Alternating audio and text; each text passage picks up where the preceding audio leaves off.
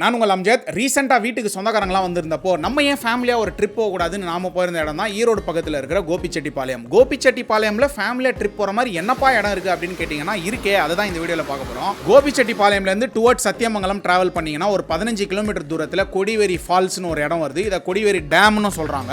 நாம போன நாள் ஹாலிடே அப்படின்றதுனால கூட்டம் பயங்கரமாக இருந்துச்சு. உள்ள நுழைஞ்சவன ஒரு 5 ரூபாய் என்ட்ரன்ஸ் ஃபீஸ் மாதிரி வாங்குறாங்க. கொஞ்சம் தூரம் நடந்து போகணும். போகிற வழியில் இந்த செக் டேமு, அந்த பாசனத்துக்காக தண்ணி திறப்பாங்க இல்லையா, அந்த இடம், குழந்தைங்களுடைய பார்க்கு அப்படிலாம் இருக்குது. கொஞ்சம் தூரம் ஒரு 500 மீட்டர்ஸ் நடந்து போனோம்னா நிறைய கடைகள்லாம் இருக்கும். அதை தாண்டி தான் டேம் இருக்குது. லீவ் டைமில் தான் இதெல்லாம். லீவ் இல்லாத டைமில் போனீங்கன்னா இவ்வளோ கடை, இவ்வளோ மக்கள்லாம் பார்க்க முடியாது. ஃப்ரீயாக நீங்கள் வந்து குளிக்கலாம் அப்படின்னு சொல்கிறாங்க. பவானி ரிவருக்கு நடுவில் தான் இந்த கொடிவேரி டேமை வந்து கட்டியிருக்காங்க. ஆக்சுவலாக அந்த காலத்தில் பார்த்தீங்கன்னா இதை கொடிவரி அப்படின்னு சொல்லியிருக்காங்க. தமிழில் கொடிவரி அப்படின்னா புலின்னு அர்த்தம். சத்தியமங்கலம் காடுகளை சுற்றி இந்த இடத்துல அந்த காலத்தில் நிறைய புலிகள் வாழ்ந்ததுனால கொடிவரி அப்படின்னு இந்த ஏரியாவுக்கு ஒரு பேர் இருக்குது. அது நாட்போக்கில் கொடிவெரி அப்படின்னு மாறி போச்சு. மனிதர்கள் போய் குளிக்கக்கூடிய one of the best falls நான் பார்த்ததுலே இது அப்படின்னு சொல்லுவேன். ஒரே ஒரு பிரச்சனை என்னன்னா பயங்கரமாக வழுக்குது. எங்கே கால் வச்சாலும் வழுக்குது. கையோ தலையோ பதம் பாத்திரம் போல் கண்டிப்பாக. ஆனால் அதை மீறி கொஞ்சம் நீங்கள் உங்களுடைய பேலன்ஸை ஹோல்டு பண்ணி போயிட்டீங்க அப்படின்னா தி பெஸ்ட் ஃபால்ஸ் அப்படின்னு நான் வந்து சொல்லுவேன்.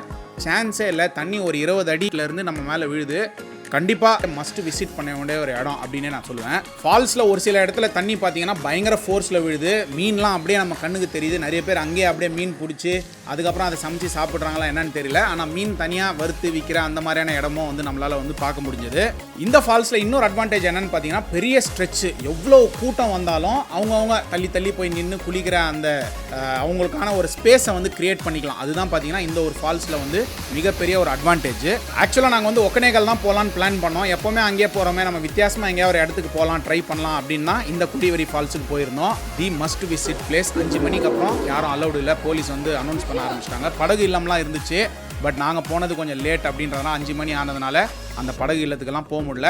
ஒரு லெவலுக்கு மேலே நம்ம எல்லாரையும் அப்படியே விசிட் பண்ணிவிட்டு மேலேருந்து ஒரு வியூ பார்க்குற இடம் மாதிரி ஒரு இடம்லாம் இருக்குது. அதெல்லாம் பார்க்கும்போது சூப்பராக இருந்துச்சு. ட்ரோன் ஷாட்டில் பார்க்கும்போது இன்னும் வேறு லெவலில் இருந்துச்சு. இந்த கொடிவேரி பார்த்தீங்கன்னா வாய்க்காலாக வந்து குலோத்துங்க சோழனால் 1125ஆம் வருடம் வந்து கட்டப்பட்டது. அதுக்கப்புறம் மைசூர் மகாராஜா 17ஆம் நூற்றாண்டுக்கு அப்புறம் தன்கிட்ட இருந்த யானைகளை, அடிமைகளை வச்சு இந்த ஒரு குறிப்பிட்ட டேமை வந்து கட்டியிருக்காரு அப்படின்னு வந்து சொல்கிறாங்க. 20 அடி ஹைட்டு.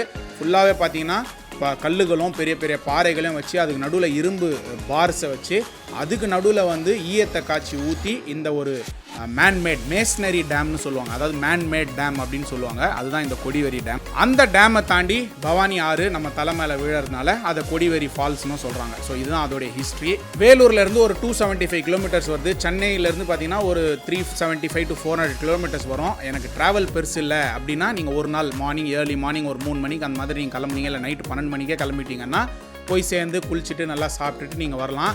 என்னோட ட்ரோன் இதே மாதிரி அழகாக இந்த கழுகு பார்வையை எடுத்துகிட்டு இருக்கும்போது பார்த்தீங்கன்னா கடைசியில் ஒரு மிகப்பெரிய பிரச்சனையில் முடிஞ்சது. என்ன அப்படின்னா அதுதான் இது. என்னோடய ட்ரோன் வந்து பறந்துகிட்டே இருக்கும்போது பார்த்தீங்கன்னா கிராஷ் ஆகிடுச்சு. அது ஒரு மரத்தில் மாட்டிக்கிச்சு. ஆனால் எங்கே போய் மாட்டிச்சுன்னு எனக்கு தெரியாததுனால ஒரு அரை மணி நேரம் அதை வந்து தேடி அலைஞ்சிட்டு இருந்தேன். ஃபைனலாக அங்கே இருந்த மக்களும் பார்த்தீங்கன்னா அவ்வளோ ஹெல்ப்ஃபுல்லாக இருந்தாங்க. எனக்காக அங்கே இங்கே எல்லா இடமும் தேடினாங்க. ஆனால் கடைசியில் ஒரு பையன் வந்து அந்த வீடியோலேயே உங்களுக்கு தெரிஞ்சிருக்கும் பாருங்கள். அண்ணா அங்கே பாருங்கண்ணே, மரத்துக்கு நடுவில் ஏதோ லைட் எரியுது அப்படின்னு வந்து கையை காட்டி காட்டி சொன்னான். இவர் தான் பார்த்தீங்கன்னா அந்த மரத்தை மேலே ஏறி என்னோடய அந்த ட்ரோனை எடுத்து கொடுத்தாரு. மரம் தானே ஏறிடலாம் அப்படின்னு தானே நீங்கள் சொல்கிறீங்க. இந்த மரத்தை பாருங்கள், இப்படியும் இல்லாமல் அப்படியும் இல்லாமல் ஒரு அரச மரம், அப்படியே ஒரு எந்த ஒரு வாட்டமும் இல்லாமல் ஒரு மரம் நின்றுட்டு இருந்துச்சு. அதில் தான் என்னோடய ட்ரோன் மாட்டுச்சு. என்னடா என்ஜாய் பண்ண வேண்டிய இடத்துல இந்த மாதிரி ஆயிடுச்சேன்னு. பட் அங்கே இருந்த மக்களால் என்னுடைய ட்ரோன் என் கைக்கு வந்துடுச்சு. என்னுடைய வேனும் வந்துடுச்சு. நான் கிளம்புற டைமும் வந்துடுச்சு.